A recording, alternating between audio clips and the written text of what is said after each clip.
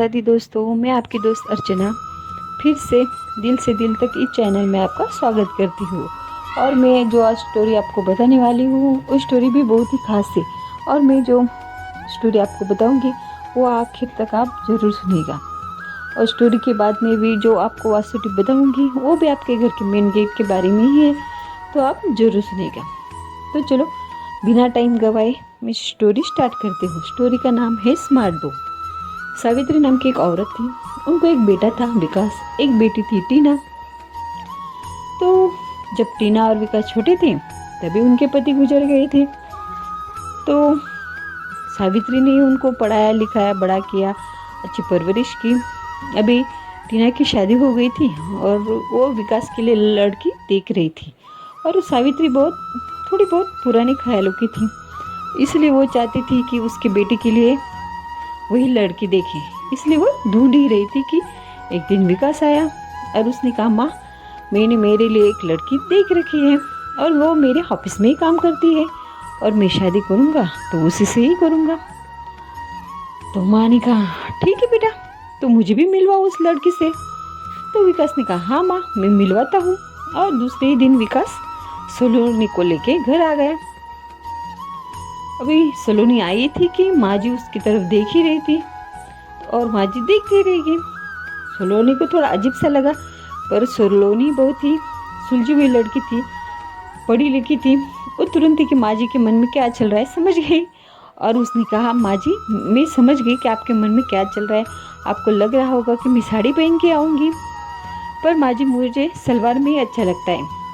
अभी मैं आपके लिए एक दिन के लिए साड़ी पहनूं, पर हर बार तो मुझे सलवार ही पहनना है, इसलिए मैं सलवार पहन के आई हूँ। तो माँ जी ने कहा, ठीक है बेटा कोई बात नहीं, आप पहन लीजिए आपको जो पसंद है। और जैसे माँ जी किचन की तरफ जाने लगे तो सलोनी ने रोक लिया और कहा, माँ जी मैं आते वक्त ही कुछ खाना लेके आई हूँ, पार्सल लेके आई हूँ, तो हम बातें भी करते हैं और खाना भी खाते हैं। तो माँ जी ने कहा, ठीक है परोसो फिर। वो खाना खाने बैठी ही थे कि सलोनी ने कहा कि माँ जी हम शादी करना चाहते हैं, पर हम कोर्ट मैरिज ही करना चाहते हैं। तभी विकास ने भी कहा, हाँ माँ हम कोर्ट मैरिज ही करना चाहते हैं। तो सावित्री ने कहा, अरे बेटा मुझे तो तुम्हारी शादी बहुत धूमधाम से करना है।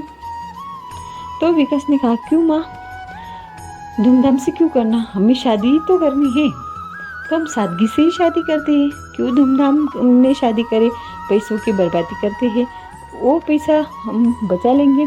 तभी सलोनी ने कहा, हाँ माँ वही पैसे से हम दूसरा घर खरीद सकते हैं, मेरी भी कुछ सेविंग है, विकास की है, तो हम दूसरा घर ले लेते हैं।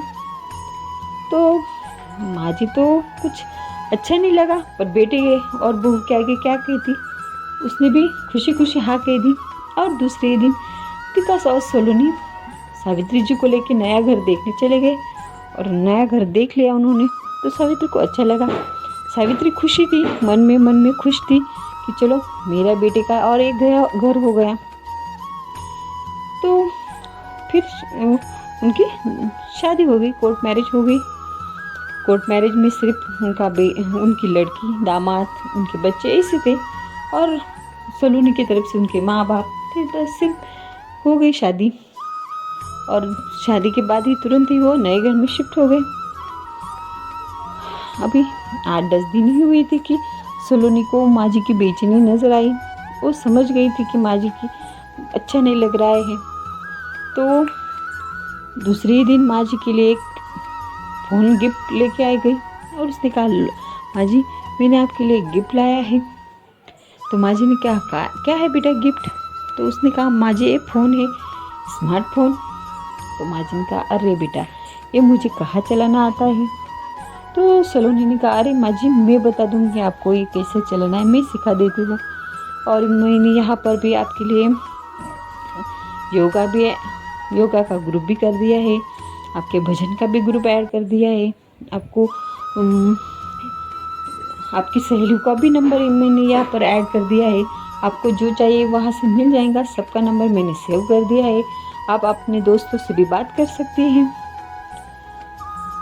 तो माँ जी देखते ही देखी, चलो भी अच्छा है। और सलोनी ने कहा, माँ जी मैंने आपके लिए भी गमले भी ला दिए हैं और फूल पेड़ पौधे भी ला दिए हैं, तो आप अच्छे से गमले की पेड़ पौधों की देखभाल करते रहिए, आपका समय भी गुजर जाएगा। तो माँ जी को अच्छा लगा। ऐसे ही दिन बीत रहे थे कि एक दिन अचानक विकास को 8-10 दिन के लिए बाहर जाना था और सलोनी ऑफिस में थी। तभी उनका मेड का फ़ोन आया कि माँ जी की तबीयत ठीक नहीं है। तो उसने कहा, सलोनी ने, ठीक है मैं अब भी पहुँचती 5-10 मिनट में घर पे, तब तक तुम ख्याल रखना माँ जी का। और वो 5-10 मिनट में आई, घर पे आई, तभी एम्बुलेंस लेके आई और उसने एम्बुलेंस में माँ जी को डाला और अस्पताल ले गई। और अस्पताल में बैठे बैठे वहाँ से ही काम कर रही थी। उनको फ़ोन आ रहे थे उनके ऑफिस से, तो वो उनसे भी बातें कर रही थी, वो लैपटॉप में भी कुछ कर रही थी और ये सब उनकी माँ जी देख रही थी।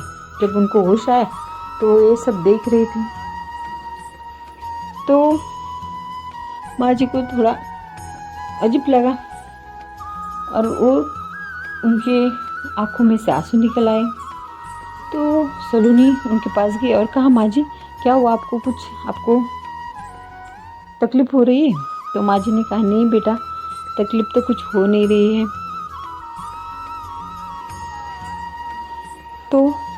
तो उसने कहा, बेटा जब विकास छोटा था तब अगर उसको कुछ अच्छा नहीं लगा, वो बीमार हुआ है, तो मैं विकास के पापा को ही बुलाती थी। मुझे कहा बाहर जाना था तो मैं बाहर विकास के पापा के साथ ही जाती थी। कुछ मुझे लेना था तो मैं उनके साथ ही जाती थी। मैं खुद कोई एक डिसीजन नहीं ले रही थी। और आज तुम हो कि सब काम पटापट झटपट से कर रही हो, तो देख के खुशी के आंसू ही मेरे कि मेरे इतने अच्छे बहू है, स्मार्ट है, पढ़ी लिखी है। तो उन्होंने सलोनी को पैर से गले लगा लिया और कहा कि मुझे भगवान का शुक्रिया करना चाहिए कि मुझे इतनी अच्छी बहू मिली है। तो दोनों ही प्यार से रहने लगे। तो चलो, अब आज की बारी है वास्तु टिप की। आज जो मैं वास्तु टिप आपको बताने वाली हूँ वो है मेन गेट के बारे में। और आज मेन गेट, हमारा जो घर का पहला दरवाज़ा रहता है, वो हमें ब्लैक कलर का नहीं रखना चाहिए। ब्लैक कलर भूल कर भी नहीं देना चाहिए दरवाजे पर।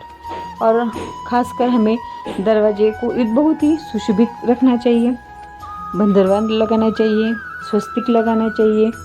और हो सके तो रोज़ सुबह उठकर 1 लोटा जल हमारे घर के जो चौखट रहती है उसको धुलानी चाहिए, तो अच्छा रहता है।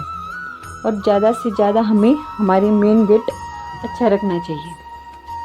तो चलो, आज का मेरा वास्तु टिप और आज का मेरा ये स्टोरी आपको कैसा लगा, ये ज़रूर मुझे कमेंट्स में ज़रूर बताइएगा। तब अपना ख्याल रखिएगा और दूसरों का भी रखिएगा।